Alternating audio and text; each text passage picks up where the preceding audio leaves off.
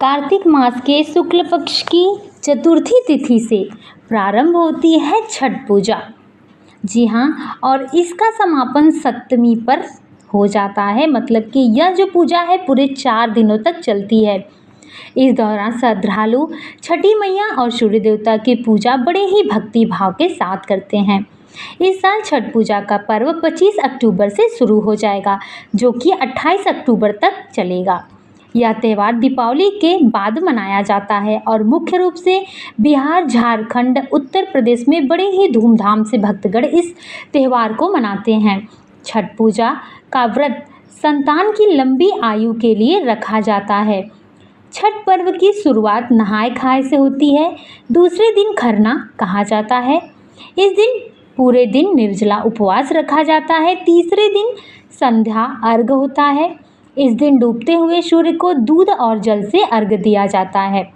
यह दिन छठ पर्व का सबसे महत्वपूर्ण दिन होता है, जब महिलाएं घाट पर परिवार की सुख समृद्धि और संतान की लंबी आयु की कामना करती हैं। चौथे दिन उगते हुए सूर्य को अर्घ देकर इस व्रत का समापन किया जाता है। इस तरीके से 4 दिन चलने वाली व्रत कहलाती है छठ पूजा। तो छठ पूजा का पहला दिन जो होता है वह बहुत महत्वपूर्ण होता है, नहाय खाए जिसे हम कहते हैं। तो छठ पूजा का जो नहाय खाए का दिन होता है, उस दिन व्रती महिलाएं क्या करती हैं, ये सारी जानकारी आज आपको इस वीडियो में पता चलेगी। तो नहाय खाए के दिन छठ पूजा की शुरुआत होती है और इसे नहाय खाए कहते हैं।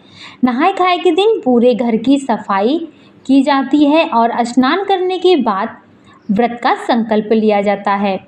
इस दिन चना की दाल, कद्दू की सब्जी और चावल का प्रसाद ग्रहण करके महिलाएं व्रत धारण कर लेती हैं और अगले दिन तक भूखी प्यासी रहती हैं। उसके बाद आता है दूसरा दिन। दूसरे दिन को खरना कहा जाता है। इस दिन महिलाएं पूरे दिन व्रत रखती हैं और शाम को मिट्टी का चूल्हा बनता है और आम की लकड़ी से उस पे पका हुआ प्रसाद ग्रहण करती हैं। मिट्टी के चूल्हे पे गुड़ वाली खीर का प्रसाद बनाया जाता है और फिर सूर्य देव की पूजा करने के बाद यह प्रसाद महिलाएं ग्रहण करती हैं। इसके बाद व्रत का पारण छठ के समापन के बाद ही होता है। कहने का तात्पर्य है कि जो यह खरना होता है, इस दिन जब महिलाएं व्रत खा लेती हैं प्रसाद व्रत के लिए, उसके बाद वो अगले दिन ऐसे ही पूरा दिन निर्जला व्रत रखेंगी। फिर उसके अगले दिन वो जब उगते हुए सूर्य को अर्घ दे देती हैं, तब कुछ मुंह में डालती हैं। और व्रत का तीसरा दिन जो होता है संध्या अर्घ के नाम से जाना जाता है। तीसरे दिन सूर्य देव की पूजा होती है। डूबते हुए सूर्य को जल और दूध से अर्घ दिया जाता है। इस दिन ठेकुआ, मौसमी फल और अन्य प्रसाद सूर्य देव को चढ़ाते हैं।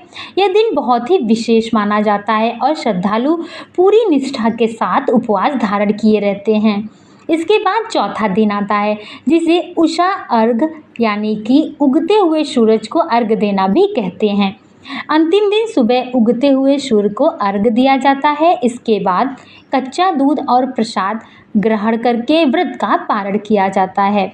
इस साल उषा अर्घ सूर्य देव को 6:30 पर देना होगा, यानी कि इस बार जो सूर्योदय रहेगा 6:30 पे होगा। जिन परिवार में संतान नहीं होते हैं या संतान से कोई संबंधित समस्या होती है, यह व्रत बहुत ही फायदेमंद होता है, लाभकारी होता है।